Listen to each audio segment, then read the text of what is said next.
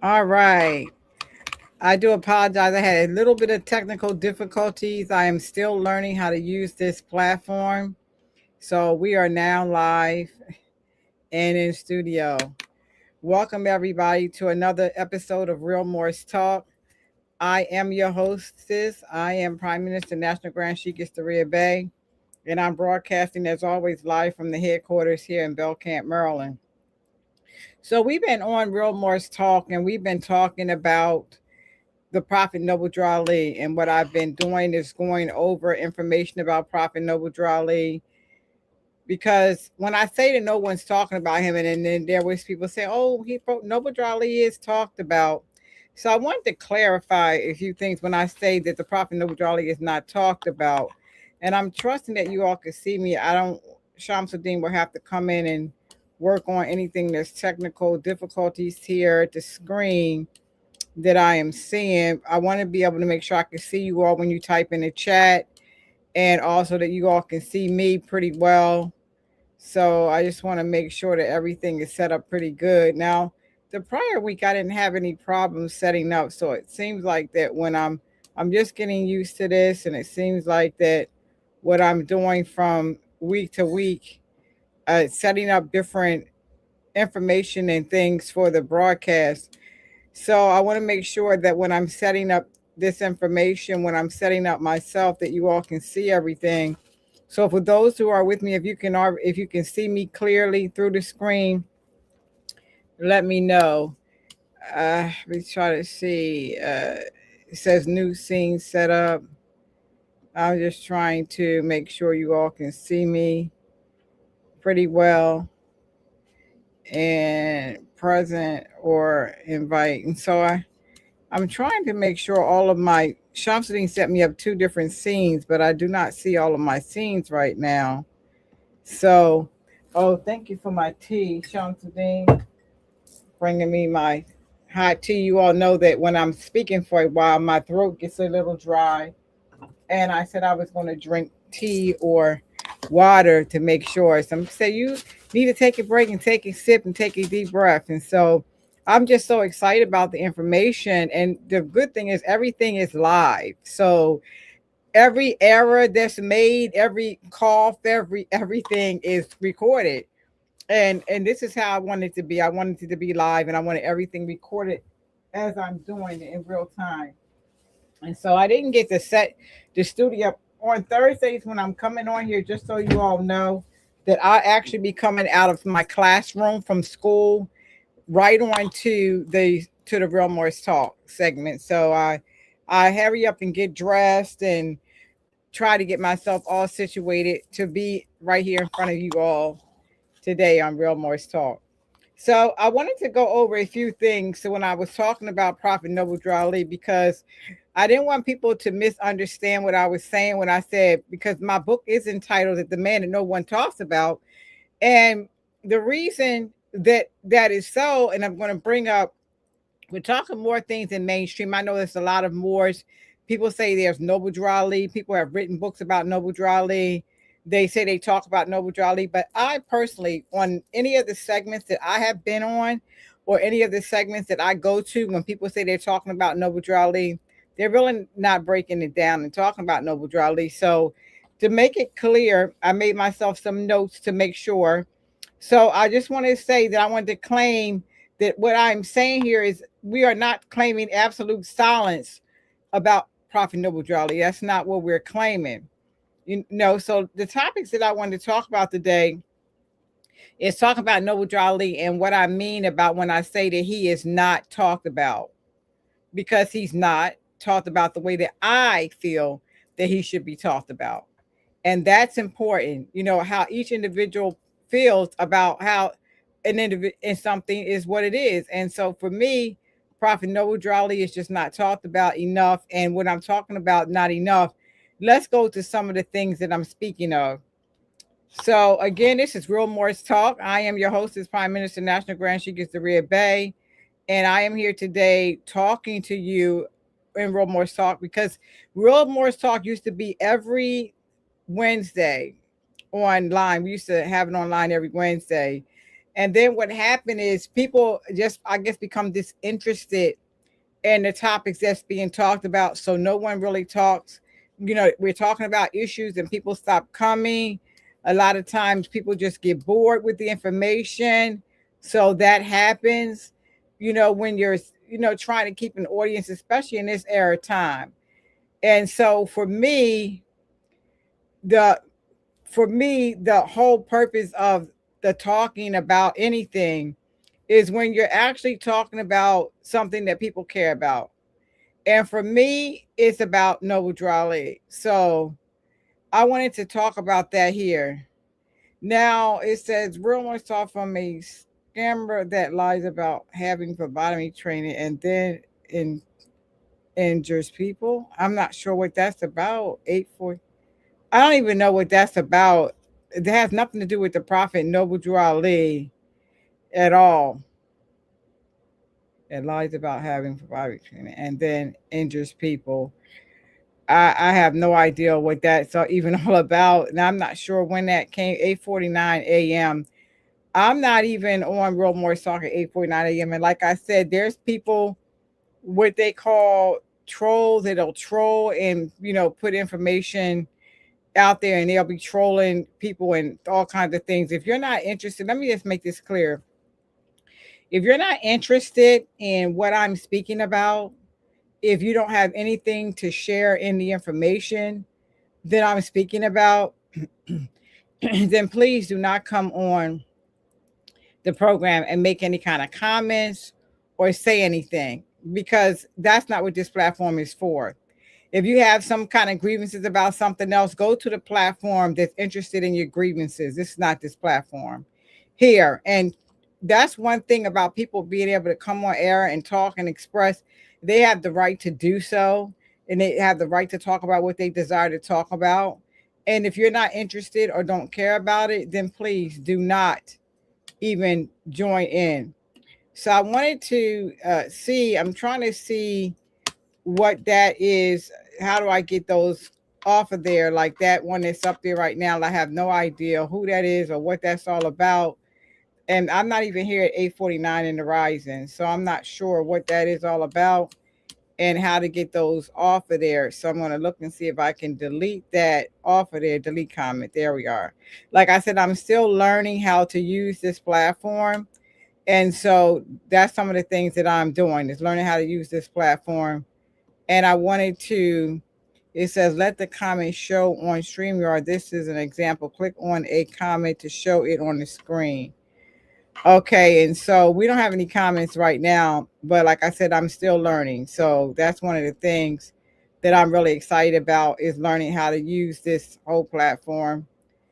And then I said, okay, so I'm just messing around with a few things here before I get started. I don't want this up here. So I need to make sure that disappears. And, that's why it's good to know all of the things that you're doing when you're first coming on here. So I'm going to put that in the trash, whatever that comment is, and that comment in the trash. And that still doesn't take away this banner. So I need to delete. I don't know about the folder. I need to try to delete this little logo that's up here. And so I'll have to have Shamsuddin come in like in between and show me how to take this off of there. I think I hit the wrong thing trying to get off that other information that was there.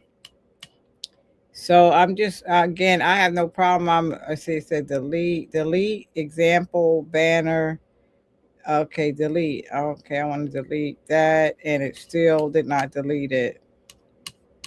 So I'll have to get it off of here eventually at some point. I'm still learning how to do it, but I'll get it off of there at some point. I do have another screen. I'm trying to see if I can get that screen up, and maybe it'll take that screen away.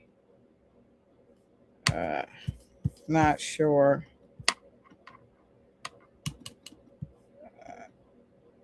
Says display name, and Something else is on here though. Like your comments show up and that's showing up on my screen. So I'm trying to see if I can remove that actual visual. I guess that's it. Visual effects. Anyway, I'm not gonna. I don't want you all to be distracted by this banner that's up here. So I'm trying to get rid of it, and I'm gonna have to see if I can get some assistance just to try to get rid of that banner that's showing up. It's unfortunate that it showed up, and there's no way to delete it under the comments. Okay, there it is. It says I can delete. Let me see. Hide it. Okay, there it is. The only way you can do it is to hide it. So I figured it out. But thank you for being patient. So what I'm talking about, so I wanted to clarify some things about talking about Prophet Noble Drew Ali. All right. And what I'm talking about, so my talking points today are historical absence, curriculum gaps, and modern education debates, and clarifying the framing. All right. And so that's what it's about. And so when I talk about Prophet Noble Drew Ali, I'm talking about mainstream. So when I'm saying that the Prophet Noble Drew Ali is not talked about like I think he should be talked about, I'm talking about mainstream. I'm talking about the things that were historically, like for instance, in the curricula. In the curricular, Prophet Noble Drew Ali, let me tell you what a curricular is, just so I want to make sure I didn't lose people. The subjects comprising a course of study in a school or college. That's the curricula. And unless you have, like we have online schooling here and we have Prophet Noble Drew Ali in our curricula, if you do not have Prophet Noble Drew Ali in the curricula in mainstream, he's not talked about in mainstream. As a matter of fact, any Asiatics at all historically are removed or and being removed from the history books. They're making sure that in these schools of learning that they consider schools of learning, that they're not teaching about us at all. They're trying to, again, erase us totally out of the picture. All right. And then public education. And public education standards in the U.S. are academic benchmarks defining what students should know and be able to do at each grade level, primarily set by the United States rather than the federal government. So it's set by state. So, in other words, instead of the federal government setting a curriculum for everyone, it's done state by state. So a lot of these schools have all this power to get rid of, curriculums, to make all these policies about learning in the different schools. They have that policy to do so because it's done state by state for the public school systems. It's done state by state. The standard textbooks. These standard textbooks are authorized, comprehensive, and structural educational resources, either in print or digital format, designed for teaching and learning a specific subject. They align with curricular standards, providing fundamental, in-depth knowledge and key concepts for students and educators that they want you to learn. All right. And then institutional narratives are structured stories constructed by organizations, governments, or institutions to define their purpose, legitimize their authority, absence, deserves, and examination. So, again, these are all things that are set. So, when I'm saying that the Prophet Noble Drew Ali is not talked about, in all these guidelines that they have, there you cannot find information about Prophet Noble Drew Ali. You cannot go to any school in any state that's a public school, or even some of the private schools that that are not under Moorish design, and find out about Prophet Noble Drew Ali. Now you can go, and why am I making this point? Because you can hear about Frederick Douglass, you can hear about Martin Luther King, you hear about those historical figures, and a lot of historical figures are the ones that they choose for us. These are historical figures that they want us to study and know. They choose our figures for us. They tell us who we can honor and who we could, give honor to, and who we can learn about. That's the control of the educational system. Now, the book Taj and I wrote about the pearls of education system, and I should have put that for the link in the chat because some people asked me about that book. They called me, asked me about the book the week prior. Is I need to be able to put that book up there. And Taj and I wrote about the public school education system and the difference between the public school learning and private school. And this is why Prophet Noble Drew Ali said that we must have schools. Because Prophet Noble Drew Ali, being prophetic, being a prophet as he was, already knew that the education system that we have designed right now isn't designed for us. The education system that's designed is designed for them to indoctrinate our minds in what they want us to know and become labor workers. That is what that system is set up for. So they set you up to be trained. And even in the General Education Fund, it speaks about when the educational, when they wrote about how they want to design the education fund, and we talk about that in the book. Roosevelt, they decided that they did not want to create any one that they consider doctors, which means doctoral degrees. Doesn't mean a physician, but doctors, physicians. They didn't want to create any of those for us. What they wanted to do was to create a labor system where they could get work done in the labor forces, and in that system, we would be trained to do that and nothing more. So it wasn't a system designed to give us the knowledge that we need to further ourselves, for, to have some pride in ourselves, to know about ourselves historically, to want to do more things, giving us the opportunity to do things. Maybe we didn't want to work in the labor force. We wanted to do other things, like maybe be scientists. That's not something that was being offered to people that they consider to be labor force workers. And so that system was not designed for us. So of course, that system that they designed for us, of course, was not a system that the Prophet Noble Drew Ali was talking about being designed for us. He told us that we should be astronomers and scientists. He told us that we were adept at learning. He told us about all of the historical things that our forefathers and foremothers did. And so these are things that we want to, put into our children, not to indoctrinate them into another system or society. So when I say the Prophet Noble Drew Ali is not talked about, the absence of his voice, the absence of his knowledge is in these type of institutions. Now, amongst Moors, yes, we talk about the Prophet Noble Drew Ali amongst Moors. You've heard me say on this call that we talk about him amongst Moors. So I had to clarify for people not to get upset when I'm saying that the Prophet Noble Drew Ali, no one wants to talk about him, because if you talk about Noble Drew Ali, let's be perfectly clear, you have to talk about nationality and birthrights. And some people, even when they mention him, they still don't talk about nationality and birthrights. I saw a program where there was a brother that's a Moor, and I'm not really familiar with him, but someone sent me a clip of the actual call he was on. It's sort of like this type of program, but he was on a call and he was talking to some other Asiatics on a call.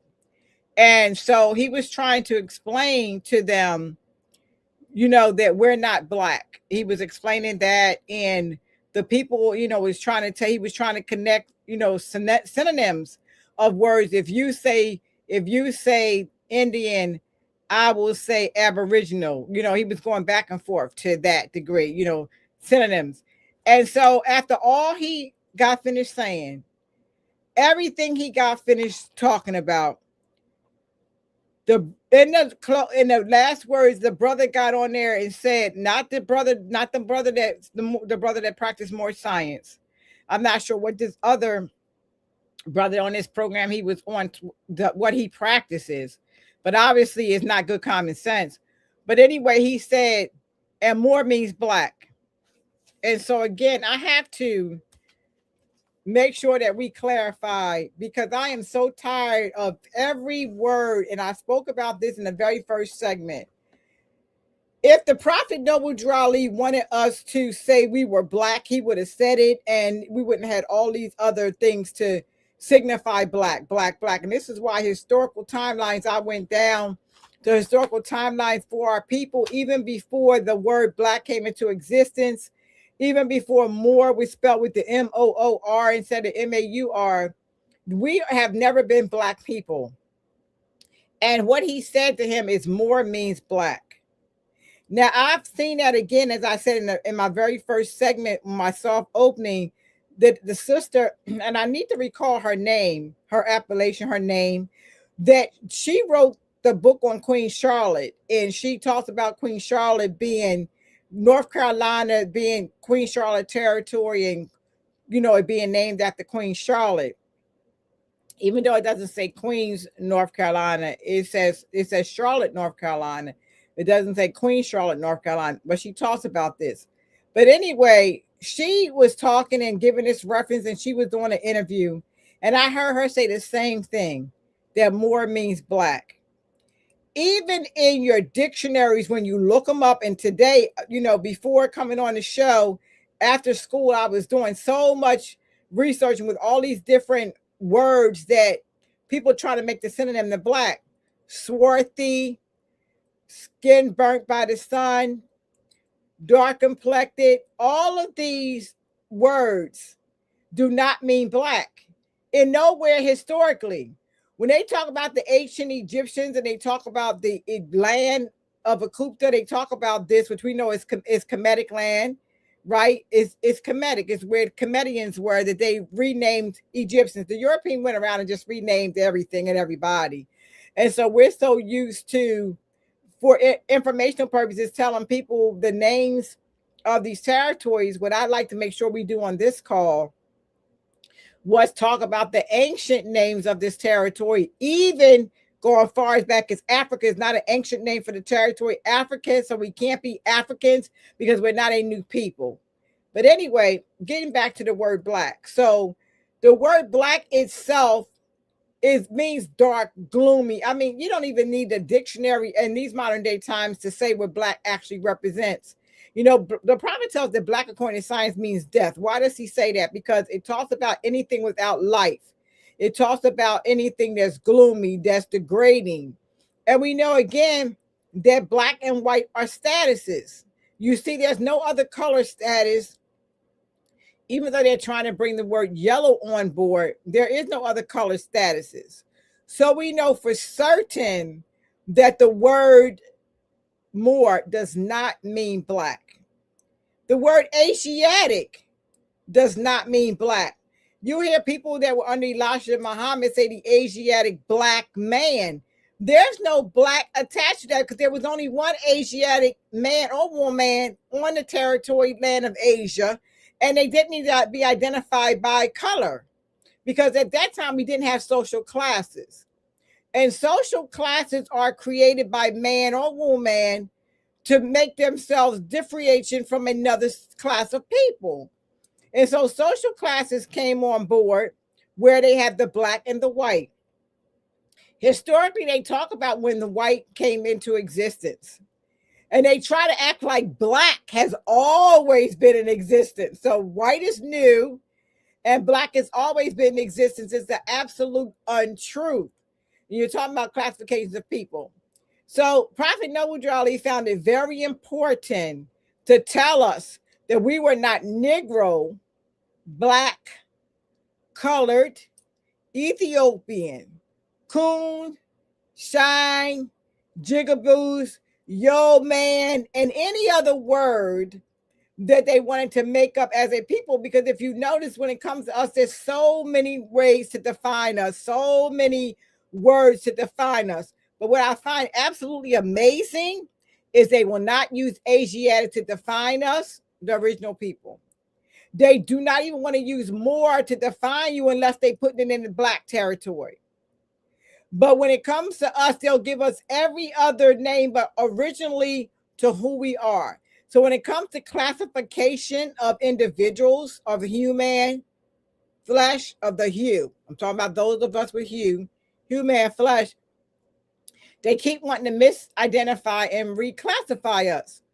And so Prophet Noble Drew, prophetic, knew that this was going to be a problem for us, especially coming out of the mindset of slavery, which we were strangers in our own land. I keep saying the term slave, but strangers in your own land, which means that you were in your own land where you actually lived this own, and people took it away from you and made you to be able to unidentify who you are in your own territory. And, it's amazing that a lot of people do know this, because I heard one time Roland Martin, I always talk about Roland Martin. He's one of my favorite Asiatic shows, even though he's very unconscious on TV, very, very unconscious on TV a lot. What I like about, he does talk about Asiatic issues that no one's really talking about. So you have to give him credit. He does pick up about Asiatic issues and things that we need to do and things we're going through and try to keep us abreast of what's going on in our communities. So a lot of times people are doing the good work, even though they're misclassifying themselves and us, they're doing a good work because they're keeping us informed. So that means an individual like myself with a conscious state of mind knows when he's talking about black or whatever. I know he's in the assumption of misclassification that he's talking about what's going on in our neighborhood. So I don't say, oh, well, that don't bother me because I'm not black, so I don't care what he has to say. Because the people, you know, you're not black, but those people of unconscious to the forms of us not being black, they are associating you in that category. So you're fitting in. When the policy enforcers pull you over, we're Moorish. We tell them that we're Moorish, we're Asiatics by origin, whatever. You still have to correct them, because when they fill out those papers, those traffic summons that they do, you know, those, all of that is commercial paperwork that they give us. They still classify you as black. And every time I've had to go back in and say, you know, you pick and choose your battles. I'm not going to pay this ticket if you continue to use that term on this ticket, because I'm not black. And if I'm getting a ticket, you know, regardless of whether it's a positive or negative, I want to be identified to who I am.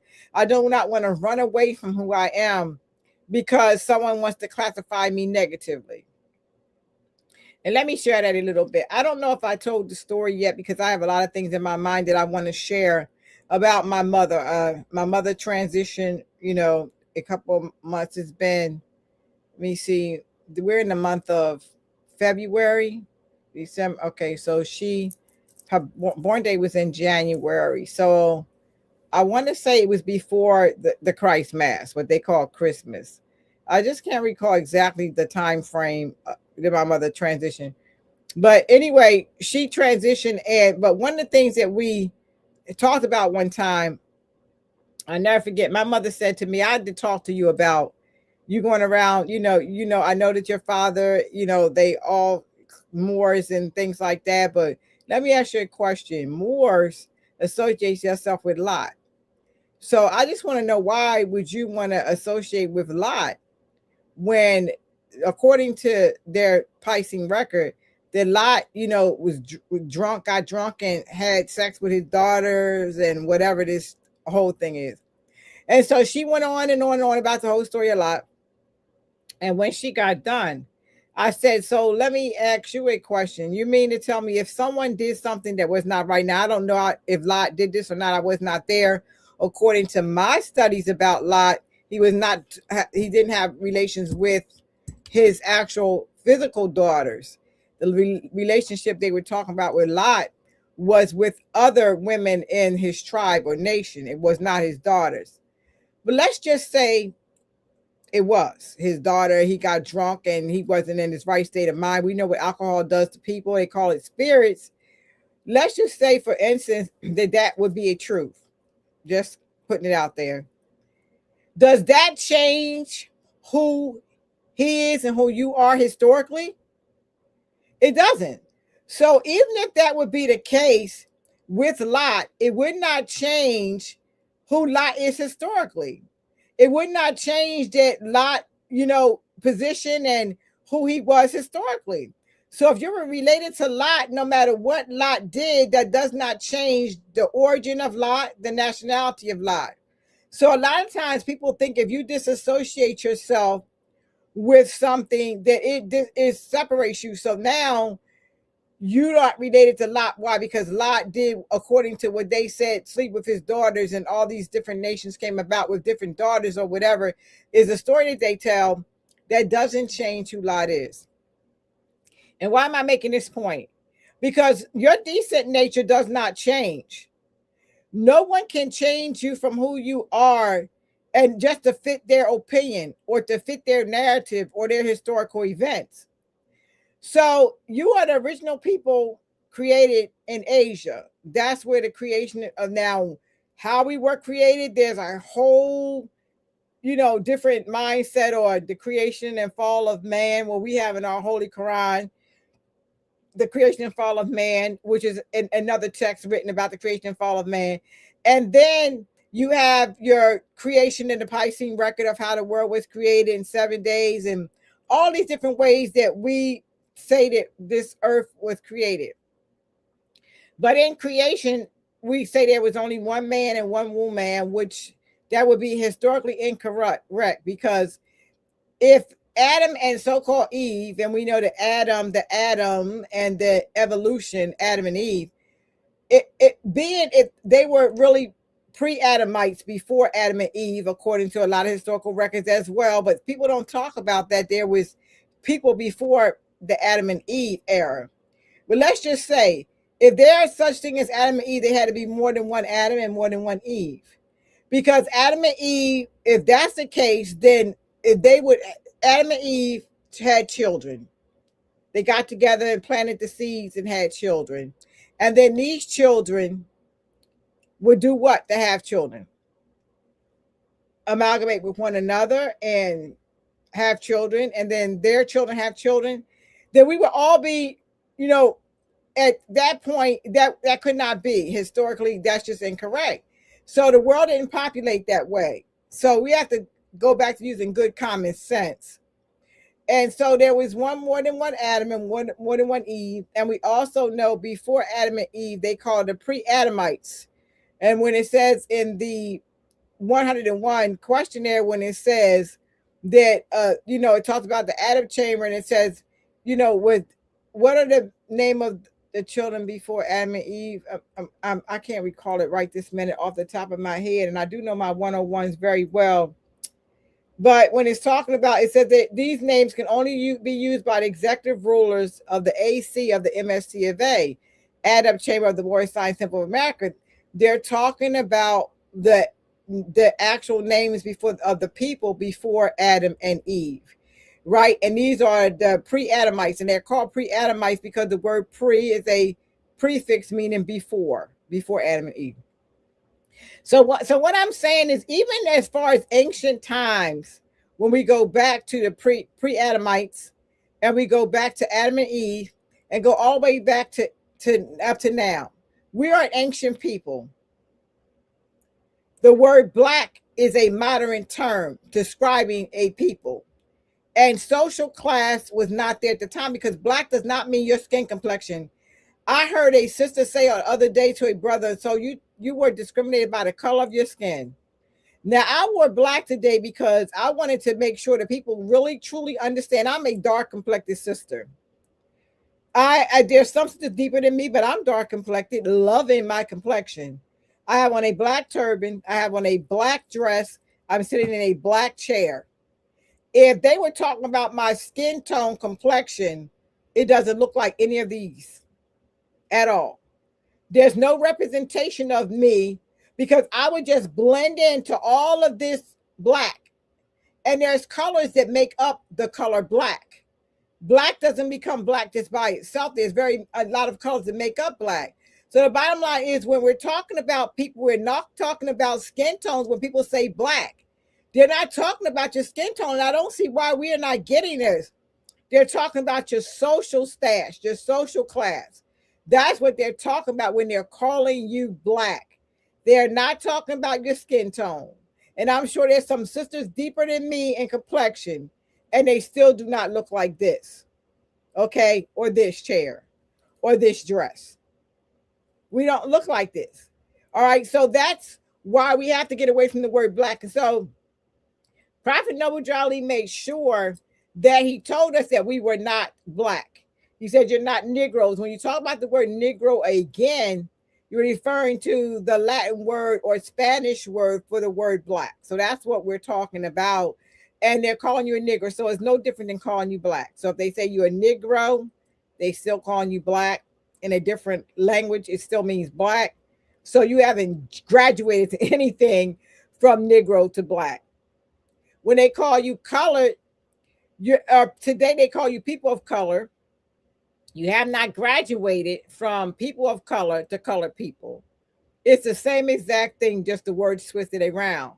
And again, we're not known by colors, because I have this gold on, I have this black on, I have this curtain behind me that's considered earth tone curtains, and it has all colors of different browns in it and all of that. And none of those colors represent a people, any of them.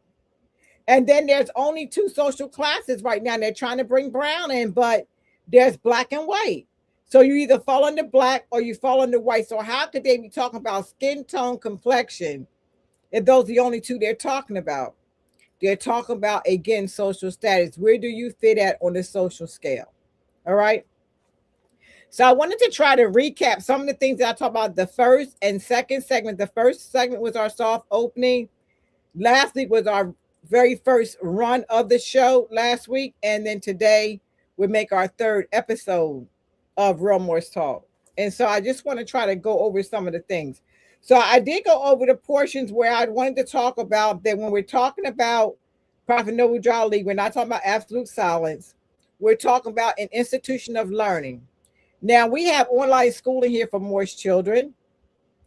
And on online schooling for Moorish children, we talk about Prophet Noble Jolly along with other historical figures we do.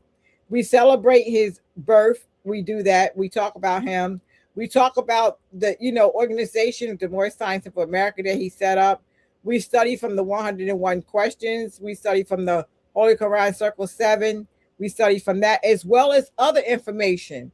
That is not just all the information that we study from. I wrote information that's called the Asiatic origin, where I literally, in my book, this information about the Moors booklet, that I go over the whole Asiatic origin and who the fathers and mothers of the Asiatic origins are, because a lot of times historically, as women, we're left out. Like we had absolutely nothing to do with history. Like everybody just popped up and they're here on earth, and mother didn't do it, because that's how they make it seem like they make it seem like we have no historical relevance, and we are relevant historically. Without us, without woman, there would be no man or woman here on earth. There would be no one else if it wasn't for us. Historically, we wouldn't be here. So we're the ones that give birth. All right. So we are very important. All right.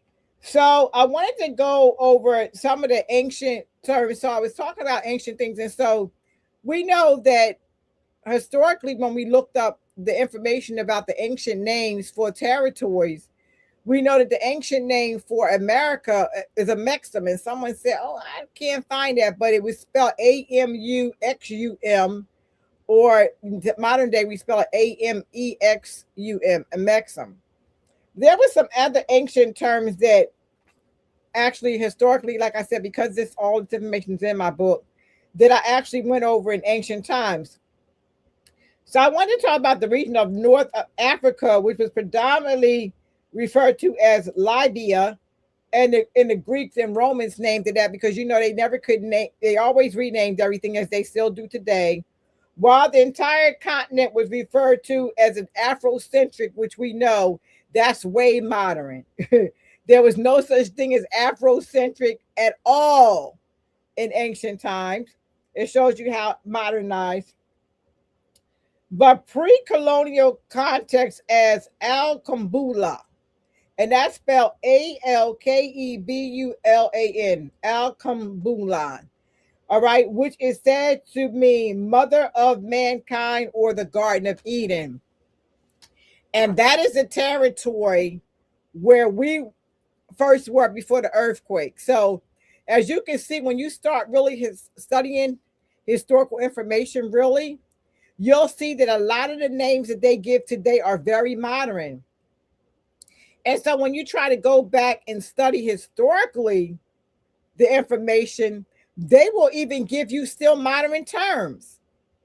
You literally have to go in and research the ancient names. And the reason I think this book is so important and information is so important that I wrote was because it looks like they're trying to erase us entirely. Where generations of children and the newer generation, especially those who don't care, I don't care what, slavery's over. I hear young people say that we're not enslaved at this time. not realizing that they're still strangers in their own land. Why? Because they do not know that they're in their own land. And they've been taught in the mind to go over across the sea somewhere, and that's where their journey began. And Prophet Noah Jolly made us think. This is what's so wonderful about him. He said the amount of people that they claim that they put on ships to come here, do the math.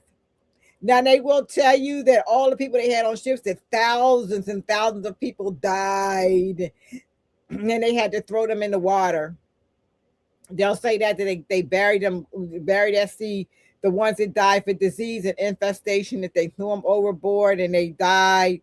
And then the ones that they brought here were ones that were the healthier ones that were brought here. We know that they did make trips back and forth from this territory to the islands. So, for instance, where it says my family is from the islands of Trinidad, the bottom line is that people from here were taken to Trinidad. People from Trinidad was brought here. The same thing in the islands of Jamaica, the Virgin Islands. What they were doing was territorial change to help you lose where you came from. So it was done to confuse you so you would not be able to associate with family, friends, or land territory. Now, did some of us come from over the ancient land? Some of the ancient lands? Sure, some of us came over there just like some of us come over here today. But the ships and multitudes of people that they claim that they brought over here never happened.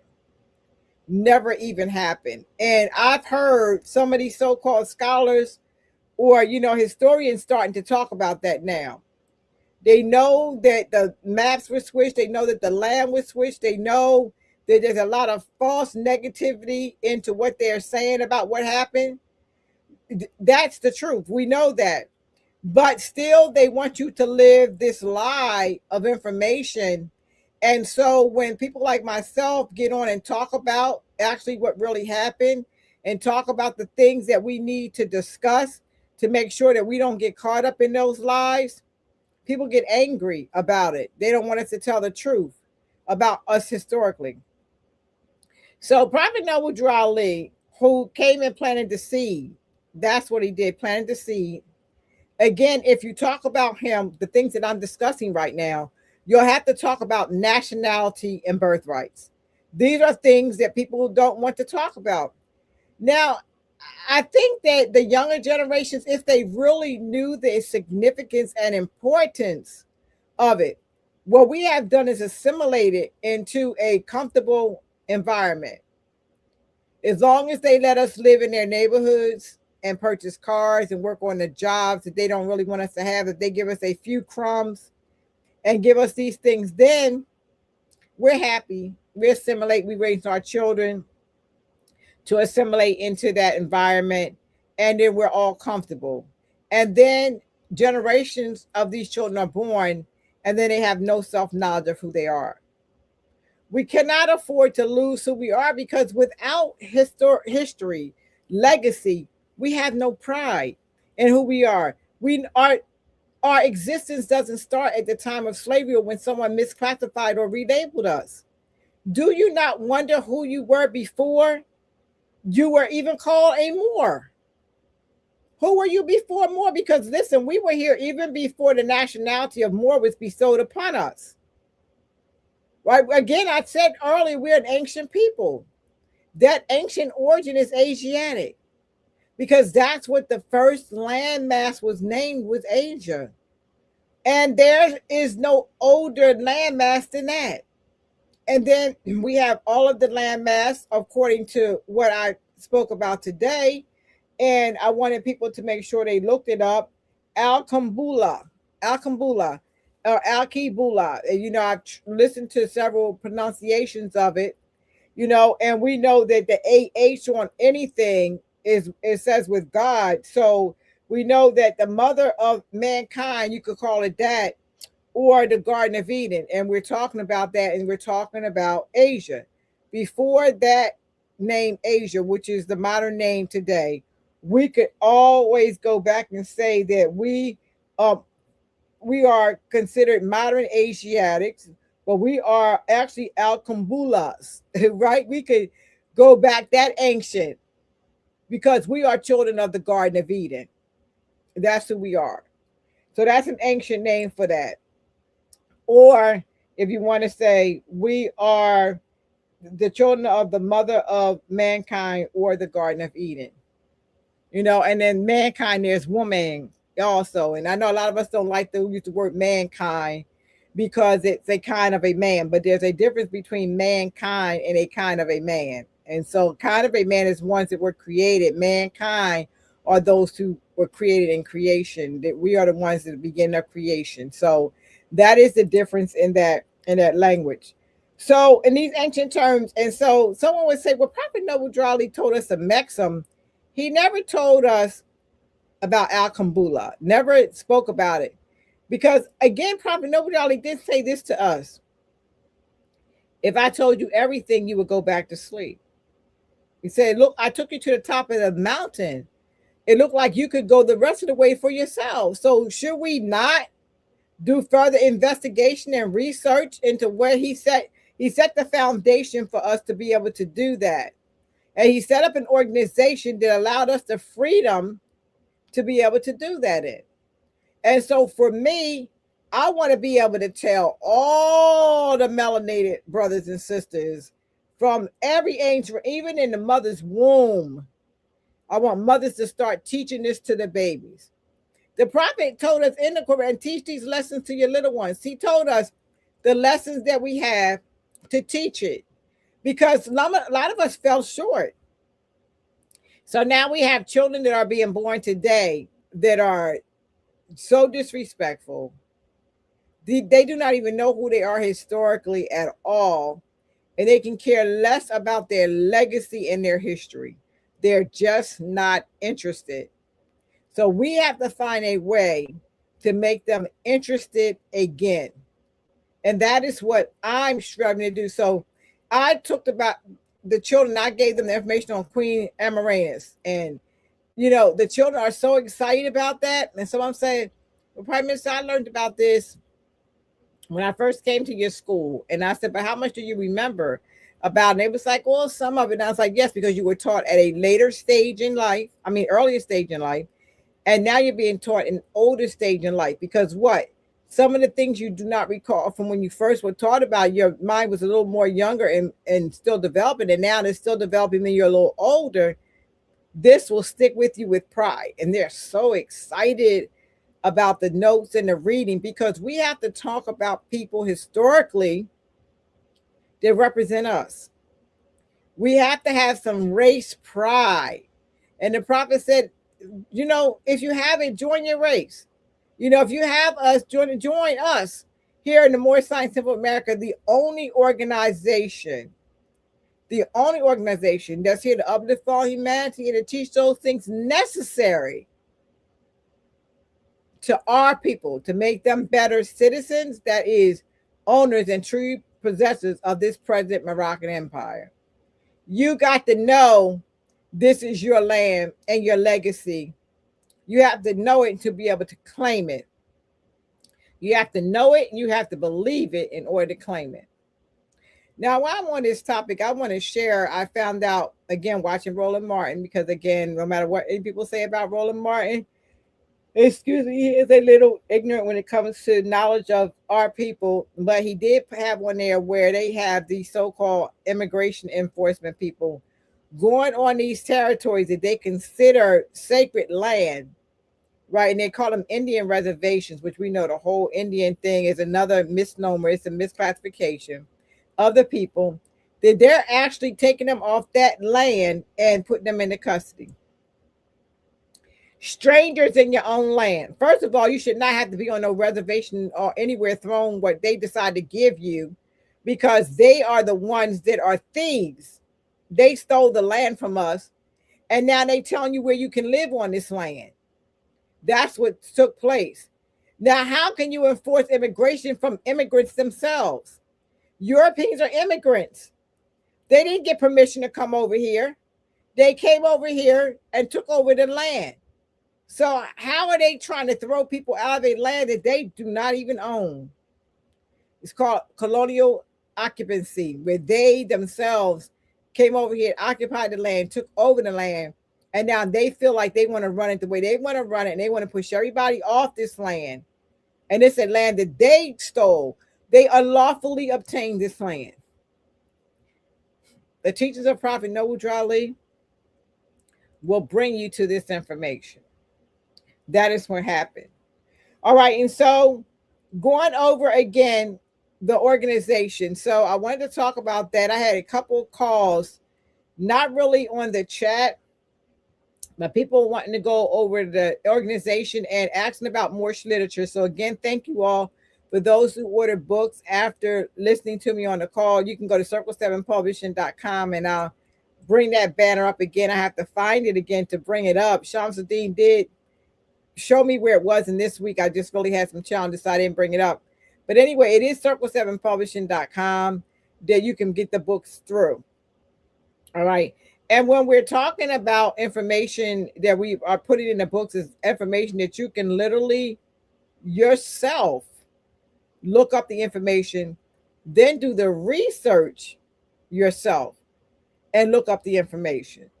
So I just wanted to recap some of those things. So when you're going to Circle 7 Publishing, you can find all kinds of books there written by myself, other authors, and that on that thing, and even on that thing on Circle 7 Publishing, even books that the National Grand Street Tasha they have written, I have written. We have one by Omar, I think it's Omar Miles Eel, and so a few other artists that we do are. I shouldn't maybe call them artists. I look at writers as artists, but authors that have books that they put out. And so they are on that. You can look those up on Circle 7 Publishing. But what I wanted to go over to recap is when we talked about the organization and we talked about what happened before the organization. I wanted to recap some of that because I did take you all the way back, all the way to the 1700s. And I did take you back at the time where churches, they didn't even call them churches, let's be very honest. They were called temples. It was the Moorish, you see, it was a Moorish Hebrew temple, Moorish Jewish temple. They were using the words Moorish. But this was 1700s, 1800s. This is before the old Canaanite temple came on board. And then some of the actual places were actually created after that.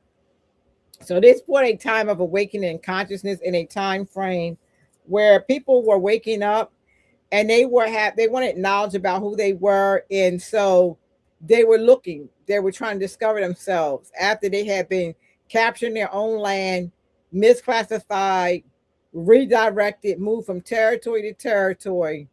People needed to know who they were. They really needed to find out what their existence was. And so they started creating organizations and groups that help them with that research. And today, still, as Moors, we do the same thing. Like we get with a group of Moors that may be studying the science, that may be studying the legacy, maybe you're studying the religious side of the organization, and we may find ourselves comfortable with that group of Moors that may be like-minded and the same as we are. The whole thing with that whole connection is that we should also connect ourselves with those Moors as well. The prophet said that we are under one nation, under one vine and one fig tree. The word one itself means one, and that means that we collaborate as one.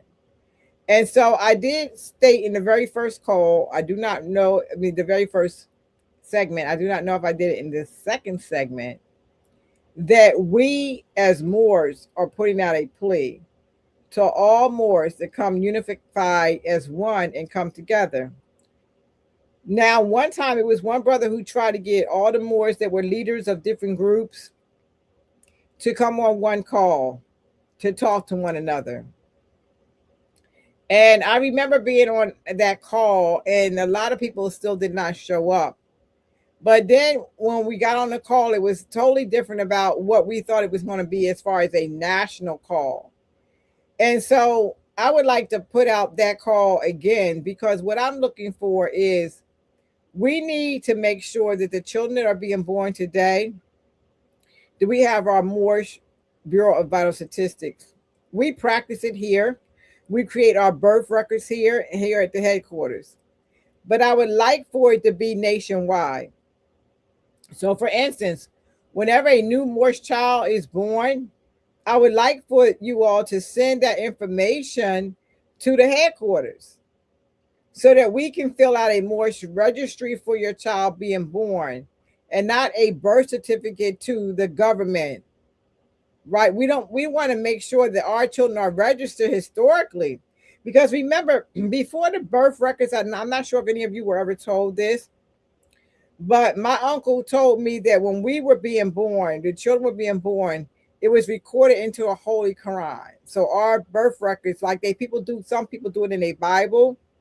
The Holy Quran, some back then, and maybe some older ones that still have it, would have a birth registry in there. And of course, if you had more than a certain amount of children, then of course you had to start putting it on other paper. But Moors were created back then, and they created birth certificates for the children. And we do the same thing here. I took the old ones that my uncle gave me, the old certificates that he gave me. He gave me a lot of old documents to be able to recreate. I'm so grateful, Uncle Ike, so grateful that, we can do that to make sure all of our children's birth is recorded. And since we are the national headquarters here, and I'm not fighting with anybody, whether you believe it or not, that's not my fight, that should be happening here. And so what I'd like to do is, because we have different territories and of course different places in different territories, that you may put one in the territory that you live in with the Grand Sheik or governor, who's ever in that territory. But as a national organization, I would love for us to be able to do it here, documentation.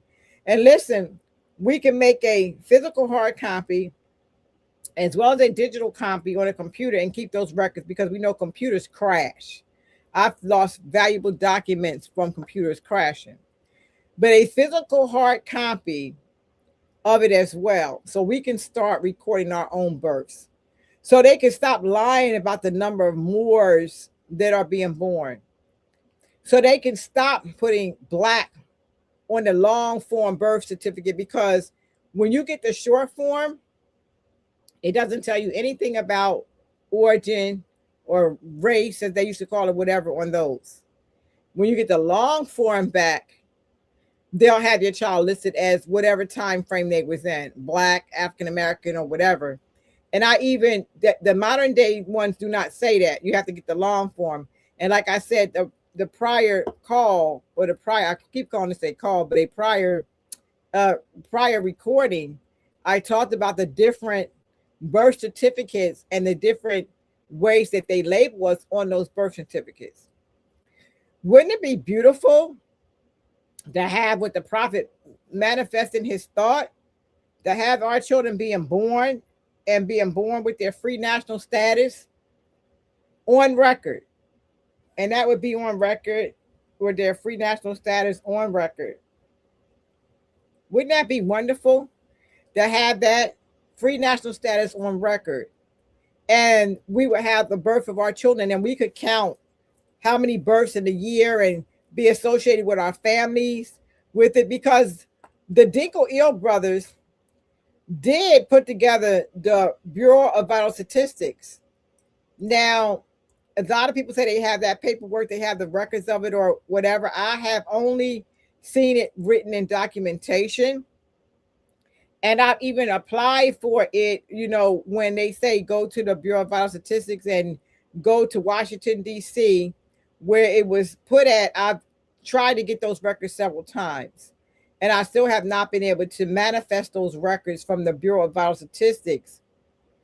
But we can still recreate. We don't have to recreate, because they've already established it. The Moorish Bureau of Vital Statistics right here, where our children's birth certificates and things are born, because it's great to have a birth certificate. When you want to go away to different schools or colleges or apply for different stuff, they want a birth record. They want a birth record is the proof that you were born. That, of course, today I did talk to someone in a government agency that told me we don't really need a birth record, because obviously your birth is proof you here. The reason that they need the record is because the proof that you're here is where were you born. So that's, they know you here, your birth, you're here. So where were you born is what the certificate does for them. Where were you born and the year you were born in. So when they call it a birth certificate, a birth record, because it's just a certificate of paper and it's stamped or sealed by whatever territory you were born in. It's a state record, not a national record. It's a state record from state to state. You can take that, and what they do is authenticate it from territory to territory when you take your birth certificate somewhere else, like reciprocity. When you have a certificate, you want reciprocity in another state, and that means once reciprocate to this territory here, it's called reciprocity. They'll do that, with that. And so what we could do is in each territory, and we would have to have a national call to get together, but also make a national record. So not only would you have a certificate of birth from territory to territory, we would also have a national registry in case anything ever happens in a territory or documentation gets lost. We would have a national registry because we are nationals. And again, I'm talking about the things that Prophet Noah Drawley tried to get put in place while he was in that form. But again, he was there for a very short time. And because he was only there for a very short time in that form, it's a lot of work as Moors that we have to do.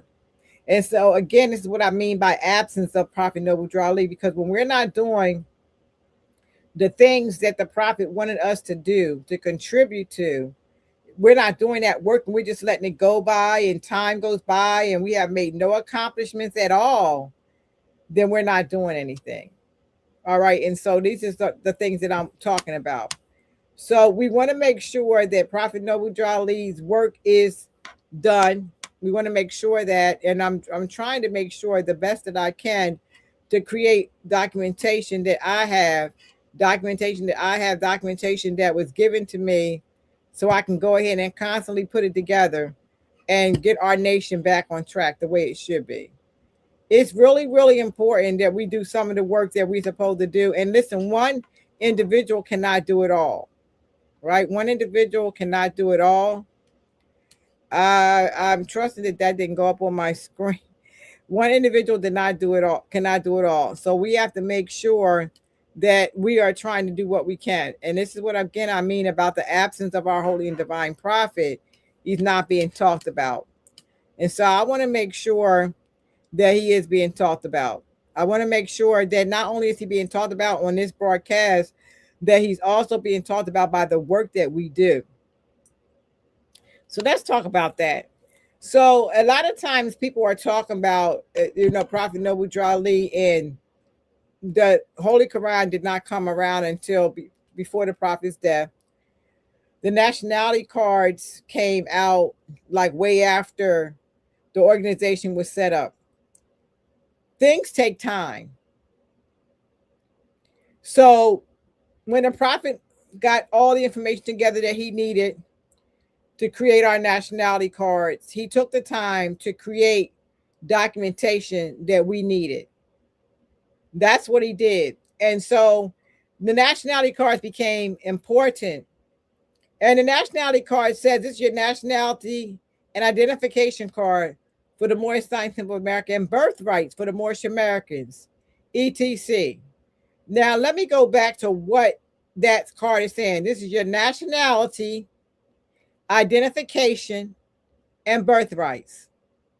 So because our nationality was taken away from us, our identity was taken away from us, and our birthrights were taken away from us, that card is very important because it reestablishes those things that were taken away from you.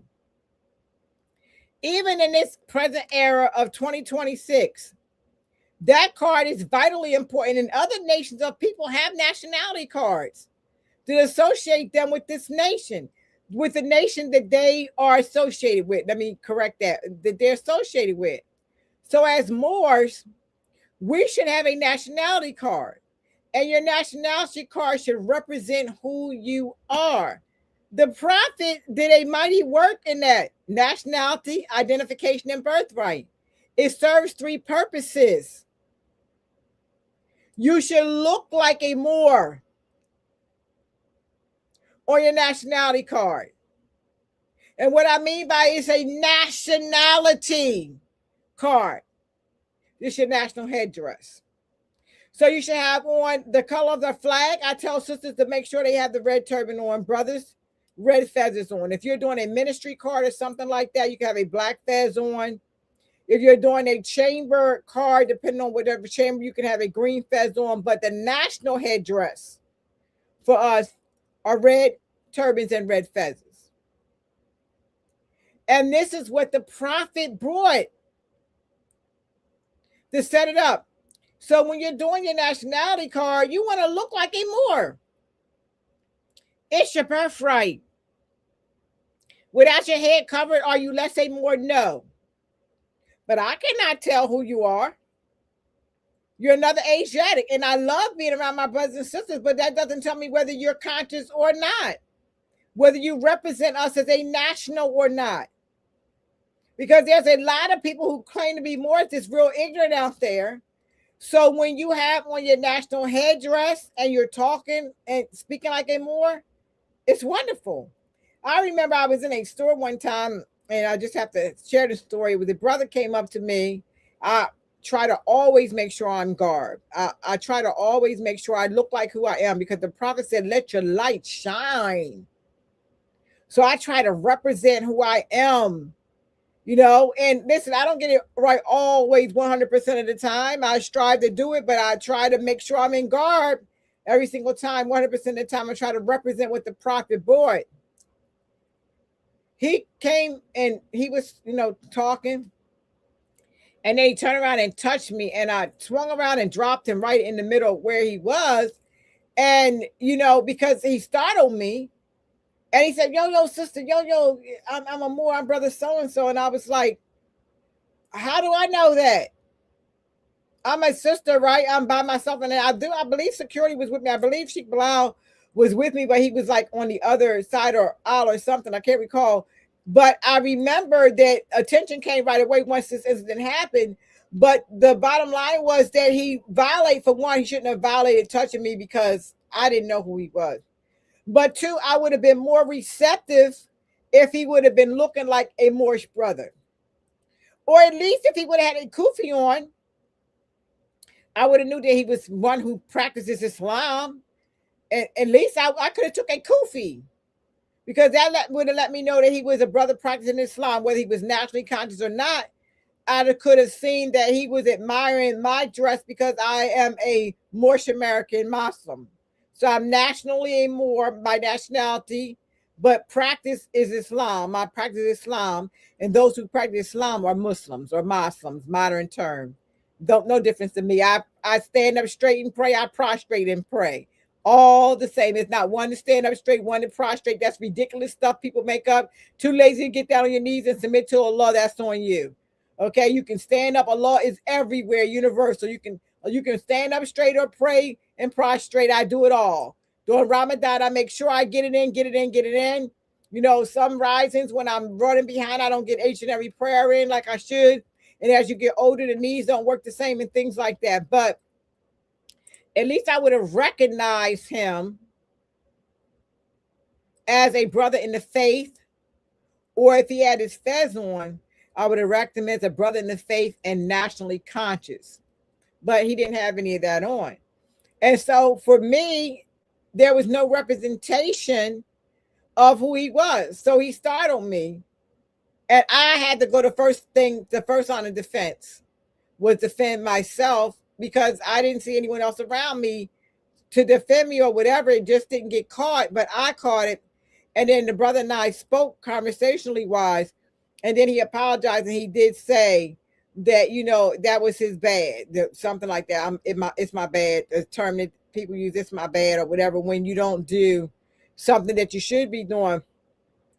But, a lot of brothers, from what I've talked to, some brothers say that they stop wearing their hairdress because they get, get antagonized, they get made fun of, policy enforcers pull them over. I hear all kinds of things about why you're not in your national headdress. And listen, I'm not disclaiming any of that. That doesn't happen. I'm not saying that it does not. What I'm saying is why is it happening? Because we have to stand up of who we are, let the world know who we are, and make them accept us for who we are. And see, this is what the prophet trying to tell us.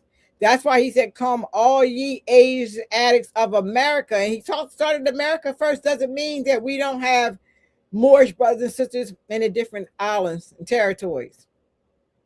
But he said he came to us first because we needed him the most, because here we didn't have a nationality. If you go to Jamaica, they're called themselves Jamaicans, or Trinidad, they call themselves Trinidadians. Or people from Pacific Islanders, they call themselves Asians, or, different tribes. You go to the continent that they call Africa today, which is a brand new name for that territory. You'll hear people say they're Nigerians or Liberians, or, they're from the Ivory Coast, and, different territories of nations that they call themselves. But here, we had no self-identification. We couldn't say that anywhere on the landmass, we couldn't say where we were from. So we needed him the most because had no nationality. We had no birthright. We didn't know what our birthrights were. So we needed him very badly when he came here. And when he came here, he brought us all those things back. So why are we not practicing them today? Why is it that so many of us are resistant to practicing it and we want to assimilate? Or if I can't not pay taxes, or if I cannot get a house that I do not pay for or have a mortgage for, or if I can't get out a traffic ticket or violation, or if I, do some crime, but the Moors can't get me off, even though I know that I'm a renegade Moor. That's what they call themselves. I want to break the law when laws are established for reasons, but I want to break laws because I'm melanated Asiatic Moor, and I don't feel like these laws apply to me. And so instead of doing upon investigation to make sure they don't, and then you get in some kind of trouble, and then, Moors aren't able to get you out from whatever organizations claim that they can do so, then you no longer want to associate with Moors. I had a brother about 25 years ago. It was during the month of Ramadan. And I was shopping, and it's, so many different stories. But anyway, I was shopping in a jewelry store. And during the month of Ramadan, when you break Ramadan during Eid, when the ending of Ramadan comes, you give gifts, either gifts that you make or purchase or etc. But anyway, I was looking for a star and crescent ring at this particular time.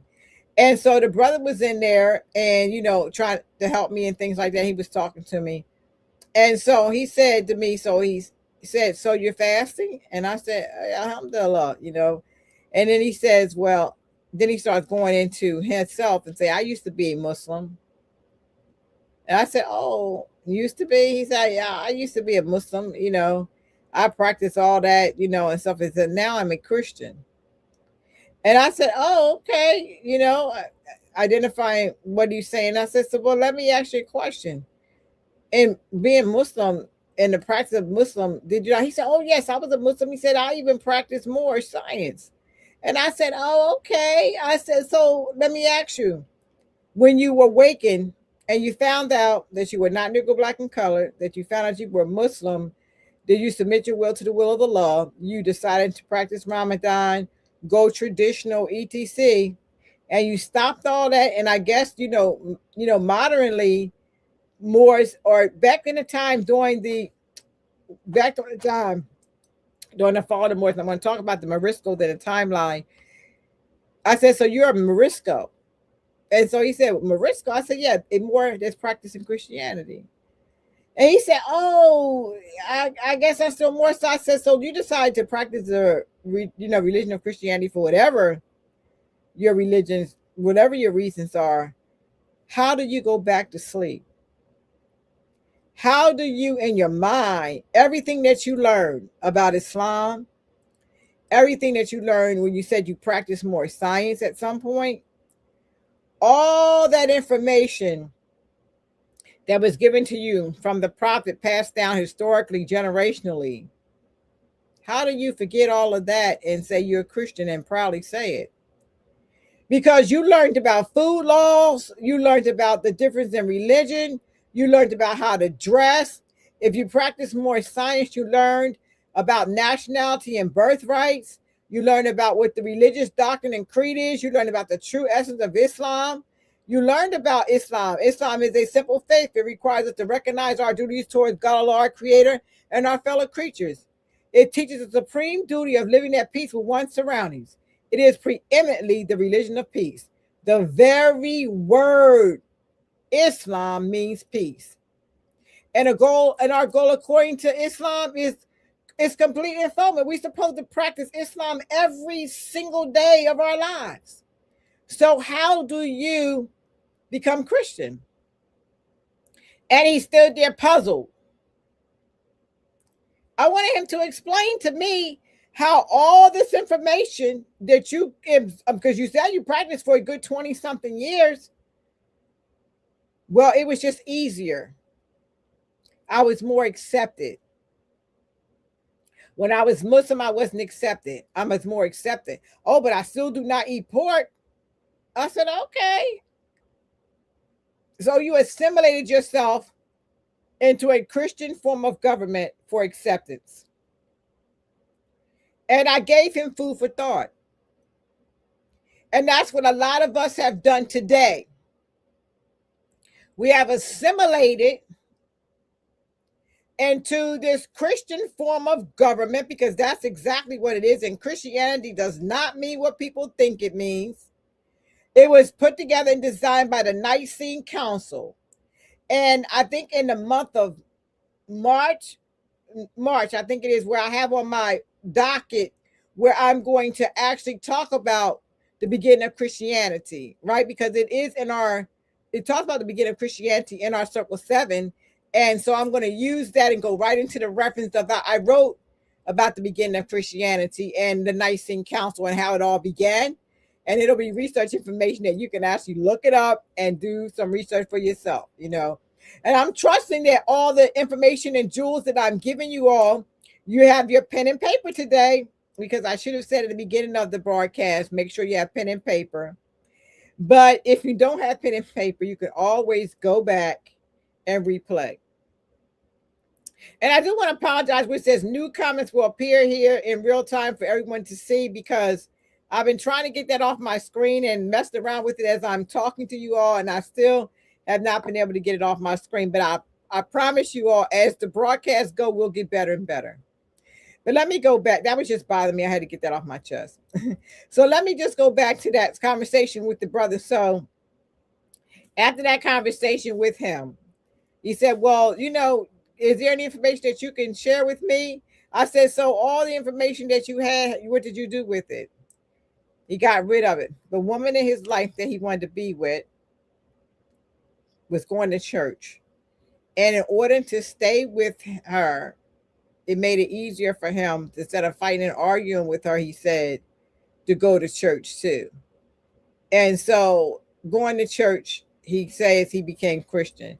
And I said, okay, well, I'm going to call you Morisco from now on, out of respect to yourself, because once you have adopted the religion of Islam, taking your Shahada, whether you took your Shahada under the nations of, saying that there's no God but Allah and Muhammad is his prophet, whether you took there's no God but Allah and Noble Dreality is prophet, whether you read this is my nationality and identification card, Shahada, what is a statement that says that you recognize who you are, who your creator is. It's what a Shahada is. That's what it's saying. It's a statement saying that your acknowledgement of oneself. I said, so, but I'd like to have more conversation with you about this information that you're speaking of. And so it was very interesting to me to meet that brother and to hear him say he used to be. Because a lot of people say, I used to be a Moor. I used to be this. I used to be that. Once you take that Shahada, it's with you for life. Now, if you decide that you want to start going back to church, I don't know why anybody would want to go back to church. And I'm not being disrespectful. It was just the church is not teaching you anything about nationality and birthrights. As a matter of fact, they're not even teaching you correct religiously at all, because they're teaching you from a bunch of books that was stolen, and the chronological order is out of place in the books. And you can look that up. Some of the orders are not in place. And I believe there's a book by Dr. York, I needed to recall the name of, where he literally actually tells you about the misclarification of the chronological order in the book, and he redoes it in chronological order. And I just have to I have a very, very good associate named Madudi, and he was a follower of Dr. York. And so I can get a lot of information from him. Some of it, and I have a lot of it in my library over there as well, but I need to update myself on it so I can share it with you all. What I'm saying is, people swear by a book and repeat something that happened so long ago, and it has nothing to do in relevance today. Now, what amazes me about the book is that in the food laws, it tells you what you can and cannot eat. It tells you that you're not supposed to even touch the dead carcass of the swine. It teaches you certain birds you're not supposed to eat, right? It tells you you're not supposed to eat venison, which is deer, right? That they call deer meat, venison, all of those things. Yet people who claim to be religious, who claim to live by that book, break all those rules, all the food laws. And then I've had some say, we're in the Piscean record where it talks about the pork, and it tells you not to eat it in Deuteronomy, I believe it's chapter 14. Then another part of the Bible, I think it's Leviticus, I have to get my quotes right, but in there it talks about a dream. And I believe they say the dream, Paul had a dream, and make a long story short, he had this dream or vision that he was eating of the swine. And so when he apologized supposedly to Esau, or Jesus, this fight, it's not correct name, biblically correct, incorrect. Jesus is Esau, or he named himself Jehovah after he, made his adept chamber and father passing. That it says that he had this dream, and that in the dream that Esau said to him, I forgive you, brother, because everything that the Lord makes is holy or clean or whatever. And so that's what they use about that to justify eating it. So I put a question out to some brothers one day in the barbershop when they said, well, I just pray over it and I eat it because, in the dream, it says God doesn't make anything unharmful to you. Okay. And so I said, so you mean to tell me that drugs, you can shoot up heroin and, all these different drugs, you can shoot up, you can snort up cocaine, smoke up cocaine, and all these things that were created on earth, created by the creator on earth, but they can harm you, misuse. So you mean to tell me that it's okay to shoot up drugs and stuff like that, because you could use the same scenario for that? Oh, I'm not saying that, but that's exactly what you're saying. You're saying the food laws there have no significance. So if the food laws have no significance to you, then why does the rest of the Piscean record do have it? And so you can see the confusion in the minds of the people. What we should and should not be eating, what we should and should not be doing. There's a lot of confusion. And you have to think about just good common sense. If it's harmful to you and it's going to hurt you, you should not eat it. But the amazing thing is the Piscean record says don't even touch the dead carcass because it's an abomination to you, which means would be against your creator. Abomination means you don't in no kind of way go near it, touch it, etc. So those are the type of things that when someone comes to me with information that they have, I use those type of scenarios that try to get them to understand or comprehend where I am coming from. Because if you give me some scenario like that about you no longer being a Muslim or a Moor because of this or because of that, then I'm going to give you some food for thought. I'm not criticizing you. I'm not coming down on you. I'm not stepping on you, but it is my responsibility to give you food for thought. I am an instructor. I've accepted what my calling is. It's my in my life, this is what I'm supposed to do. I'm supposed to, as the prophet said, teach, teach, teach. And these are the things that I desire to do. So the lessons of life that I've learned, I share them with others. If you do not desire to have my information or lesson, then that's fine. If you say to me, look, I do not want to hear that, I don't want to talk about that or whatever, I can gracefully walk away from that, because I'm not here to put up that fight or battle, but I am here to give you information for you to make an informed decision for yourself. Again, I am here to give information for you to make an informed decision for yourself. So when I'm talking about noble duality, I'm talking about all these things. Why? Because they all connect to our holy and divine prophet, what he tried to teach us, the responsibilities and things that he gave us to do, the things for us to be information wise. And listen, if it wasn't for these teachings, I don't think that far historically for me to research more information about myself, to research who we are historically, to I was so interested in the Moors and about foot. When I first learned about foot, so many years ago, when I learned about foot, and then the foot said, oh, his connections to the Phoenicians. And then I said, the Phoenicians are also Moors. And people said, oh, no, the Phoenicians were never Moors and all that. And just controversy came on board with that. So I had to do what? My research. And the research to find out that that is who the father of the Moors are, and why they don't talk about him. Very small in the Piscean records, because he was notorious. He was one of the most deadly when it came to military tactics, he was untouchable. He was a force to be reckoned with.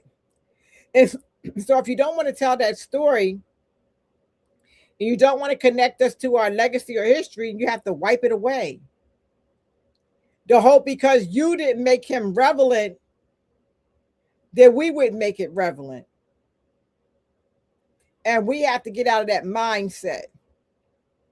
I want to know the whole story as much as I can find out about the story. And as I get that information, I can share it with others. Because whatever's in here, I take it to me when I no longer here on this earth. And so I can't give it to you then, but I can certainly share it with you now. And this way you can share it with others if you desire. But do your due diligence. Check my information, my resources, purchase my books, look up the information that I have, and I'm able to share that with you all. I'm going to grab some tea. I haven't had any yet so far. I love herbal tea. And this is a herbal tea blend. It's got chamomile in it, because, once I get off this call, I need to be able to relax and wind down. And listen, if it wasn't for the prophet, we wouldn't even know about natural healing. Right? Because a lot of us, we knew in the time we were captives in our own land that we did natural things to heal each other. But then a lot of that was lost amongst us. So the prophet told us to get back to these things. And so I'm excited to get back to the natural way of doing things. It excites me to be able to know that I can do natural healing. Herbs that keep you calm and relaxed. The prophet sold products. He sold the Moorish compound, the oil. It was an oil and compound. And I still have some of both in my medicine cabinet.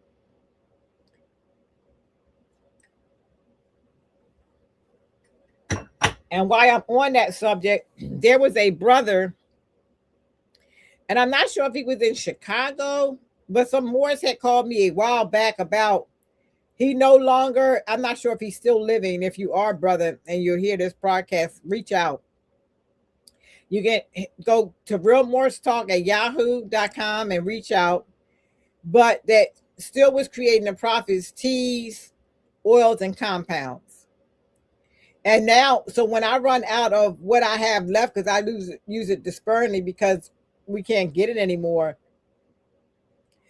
that'll be it.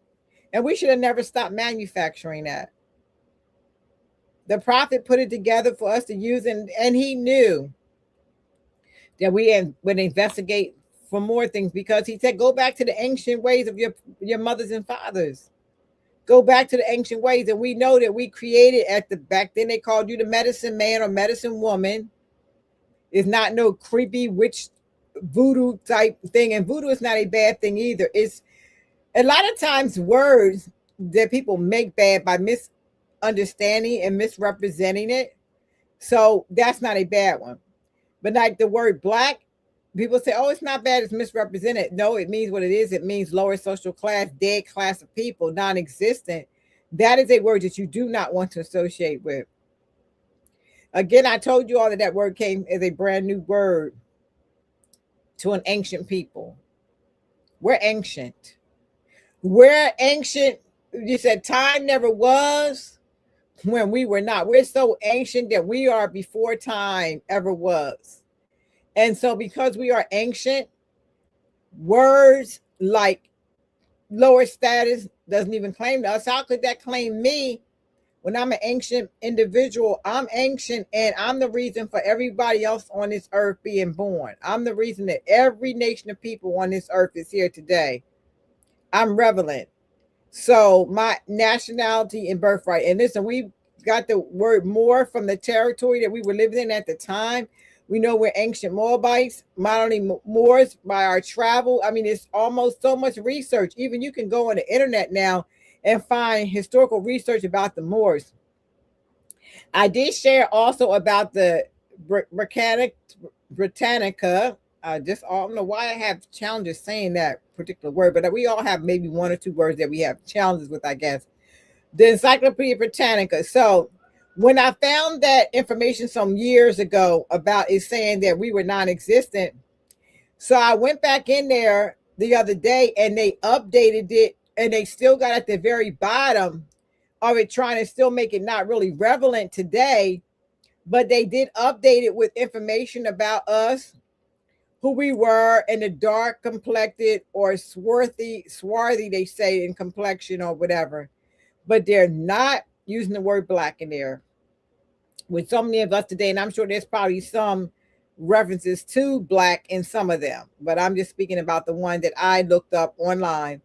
And literally they are talking about the Moors in there. They still do say the Berber people of dark complexion. And then they go on to the territories of now where Moors are supposed to be located at, is that some of them have red hair and some things like that, red, blonde hair, whatever. But then they're trying to take it out of the context of the dark complected people, and some of us may have had red hair. Genetically, I can go into the whole science of the genetics of red hair and stuff like that, but not in this particular segment. But the bottom line is that you can start, because they know now that we are relevant. They know now that we are not quiet any longer. They know now that we know who we are. They know this. So now what they're doing is trying to get on top of it, right? Trying to make sure that they're staying on top of it, where now they're saying, oh, well, this reference, because when they put that in there, I sent that actually where it says underneath there where you could send information comments to, I sent a comment to them when I saw that. And that was some years ago. And I'm not saying my comment is a reason that they changed it, but maybe others who I shared it with may have actually did it too. And then they decided, oh, well, we know that's not right. Let us fix it. And so they wind up fixing it. But I was really happy to see that, because I did share that with you all in the previous call, that information. And so again, we're at Real Morse Talking. I'm just having a great conversation with you all today, sharing the information that I have to share with you all. It just really feels good to be able to share this. And I've been talking about doing Real Morse Talk again for a long time. One of the reasons is because when we used to have the show before, we covered all kinds of topics, and we had great audiences. We had guests. We had people, I mean, I'll never forget Sheikh Kalem Akhenaten Il, and I trust you don't mind me saying your name, and Sheikh Bilalamin Bey, Sheikh Daoud Alantu Bey, one of my very, very, very good associates that passed away, good friend, good brother. Brother Ishmael Il, his wife, Sister Bijal Il, who's my big sister. I told y'all in the first segment, she's my big sister. She's like my sister. She really is. Like, I couldn't ask for a better sister to get on your case when she knows that she can help you. She get on your case and she's not doing it harmfully. And sometimes she's a little loud when she says things or trying to get it out, but she's one of the ones that like to keep me in check and get things done. She loves my books. She's always ordering them and tell me how I can improve on them. She is the reason why all the books are on sale in the store for the past couple of years for like $10, except for the really big books. We can't print those for $10 anymore. I'll be running out of ink and paper, whatever. But she is the reason why you can purchase the books for the low prices that you can right now in the Circle 7 publishing store. So much honor and shout out to her. But her husband and her is still one of the biggest supporters that I know of what I do.